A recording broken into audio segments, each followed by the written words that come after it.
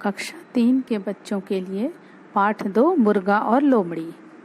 एक बार की बात है, एक लोमड़ी को मुर्गे ने पेड़ की डाल पर बैठे हुए देखा। उसने पूछा, तुम डाल पर क्या कर रहे हो?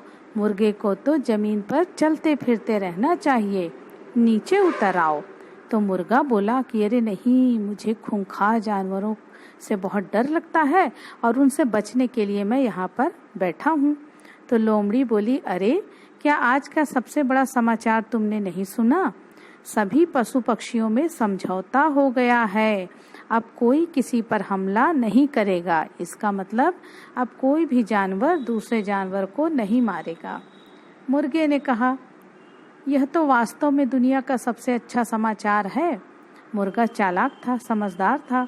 वो जान रहा था कि लोमड़ी उसको मूर्ख बना रही है और उसने कहा कि भाई तुम समाचार तो बड़ा अच्छा सुना रहे हो।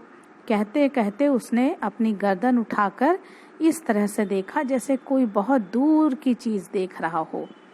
तो लोमड़ी ने पूछा, क्या देख रहे हो? मुर्गा बोला, कुछ नहीं कुछ नहीं। मुर्गा चालाक था, वो उसको अपनी जान बचानी थी, तो उसने बोला कुछ नहीं कुछ नहीं। लेकिन पता नहीं क्यों कुछ शिकारी कुत्ते बड़ी तेजी से इसी ओर दौड़े चले आ रहे हैं। अब मुर्गा तो भाई कुछ आइडिया लगाया कि इससे कैसे अपनी जान बचाई जाए। अब लोमड़ी जैसे ही सुनी वो घबरा गई, बोली, अच्छा ऐसी बात है, ओहो क्षमा करना मित्र, मैं तो चली। जब लोमड़ी वहां से भागने लगी तो मुर्गा बोला, अरे तुम घबरा क्यों रही हो? तुम्हें क्या डर है? तुम ही तो भी कह रही थी कि जंगल में पशु पक्षियों में समझौता हो गया है, कोई किसी को नहीं मारेगा। तो लोमड़ी लेकिन तुरंत वहां से रफू चक्कर हुई और ये बोलते हुए गई कि सच है, लेकिन लगता है शिकारी कुत्तों ने अभी यह समाचार नहीं सुना।